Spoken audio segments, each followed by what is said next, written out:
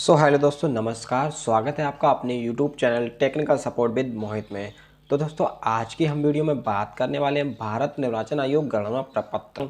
इस फॉर्म को कैसे भरेंगे और क्या क्या भरना है, क्या क्या डॉक्यूमेंट लगेगा, आपको स्टेप बाय स्टेप में बताने वाला हूँ। तो आपके यहाँ की दोस्तों जो भी बीएलओ होंगी आपकी ग्राम पंचायत की, वो आपको या आपके मोहल्ले की जो भी आपकी ग्राम पंचायत होंगी वो इस तरह का आपको प्रपत्र देंगी। आपको दो देंगी, एक आपको फिल करके उनको वापस कर देना और दोस्तों एक आपको अपने पास रखना है। तो इस प्रकार से दोस्तों आपको कुछ गणना प्रपत्र कहलाता है। तो इस गणना प्रपत्र को कैसे भरना है यही मैं आज बताने वाला हूँ। तो सबसे पहले इस गणना प्रपत्र में यहाँ पर आपका दोस्तों नाम, जिसका यानी जो दोस्तों गणना प्रपत्र होगा उसका नाम, उसकी ईपिक आईडी, उसका पता, उसका दोस्तों क्रम संख्या, भाग संख्या, दोस्तों जो भी उनका एड्रेस डिटेल्स वगैरह होगी यहाँ पर दिया होगा। यहाँ पर क्यूआर होगा, यहाँ पर दोस्तों आपको फ़ोटो दी हुई होगी जो आपकी निर्वाचन यानी पहचान पत्र में होगी। उसके बाद दोस्तों यहाँ पर आपको वर्तमान फ़ोटो लगा देनी है। तो दोस्तों क्या होगा, नेक्स्ट टाइम आपका अपडेट हो जाएगा वोटर लिस्ट में। अब दोस्तों इसको भरना कैसे है और ये क्या है दोस्तों, मैं इसको आप पूरी तरह से आपको समझा देता हूँ।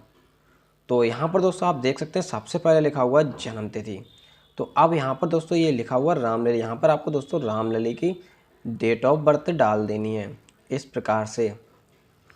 अब इनकी डेट ऑफ बर्थ डालने के बाद दोस्तों यहाँ पर दूसरा ऑप्शन देख सकते हैं, आधार संख्या यानी वैकल्पिक। अब यहाँ पर दोस्तों अगर इनका आधार नंबर है तो यहाँ पर दोस्तों इस प्रकार से आधार नंबर डाल देंगे, और इनका आधार नंबर नहीं है तो यहाँ पर लिखा हुआ आधार कार्ड मतलब आधार संख्या वैकल्पिक, यानी इसको आप खाली भी छोड़ सकते हैं। उसके बाद दोस्तों आप देख सकते हैं यहाँ पर लिखा हुआ मोबाइल नंबर। तो यहाँ पर आपको मोबाइल नंबर डाल देना है, जो भी यानी रामलली का जो भी मोबाइल इनके पास है तो इनका नंबर डाल देंगे, अन्यथा इनकी फैमिली का कोई भी एक नंबर यहाँ पर आपको डाल देना है।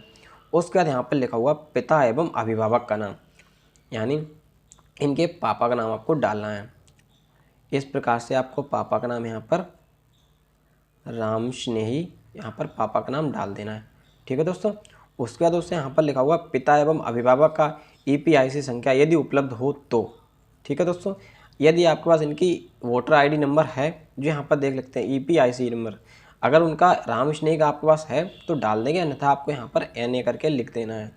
उसके बाद दोस्तों यहाँ पर देख सकते हैं माता का नाम।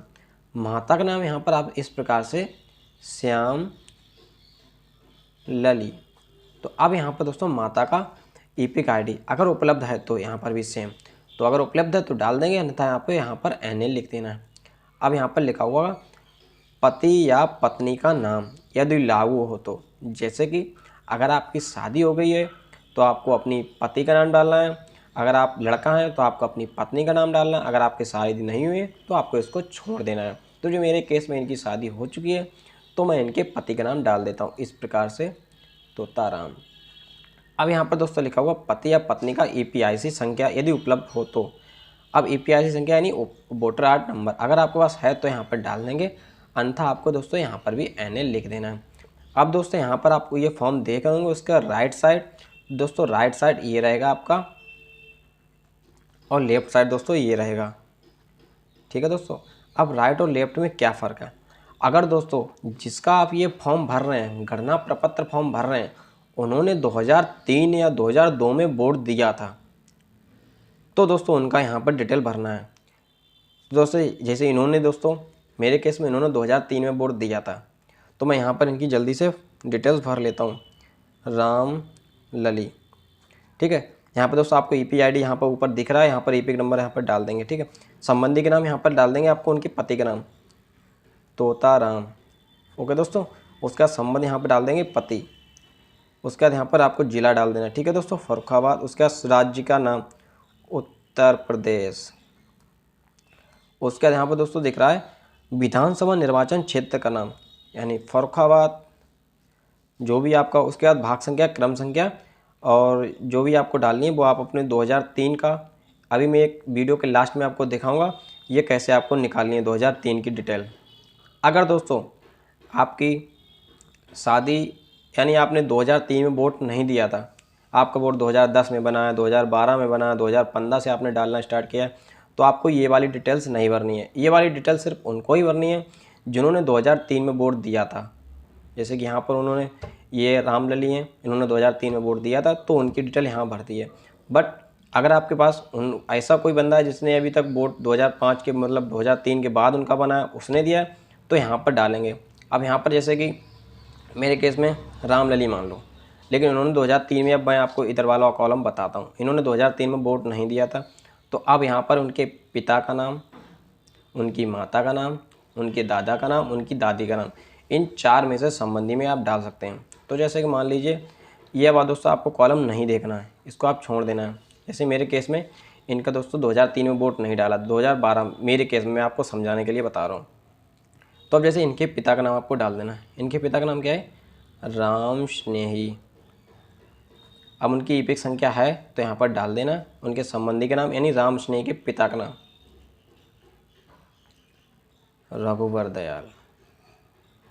अब संबंध क्या है? पिता। जिला क्या है? फर्रुखाबाद। राज्य क्या है? उत्तर प्रदेश। 72 निर्वाचन क्षेत्र, विधानसभा की संख्या, भाग संख्या, क्रम संख्या। ठीक है दोस्तों।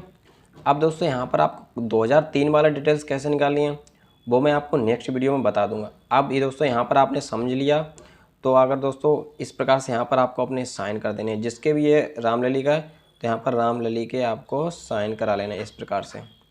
यहाँ पर आपके बीएलओ जो भी होंगे वो अपने हस्ताक्षर कर देंगे और यहाँ पर रामलली के साइन हो ही गए हैं। तो इस प्रकार से दोस्तों गणना प्रपत्र भरा जाता है।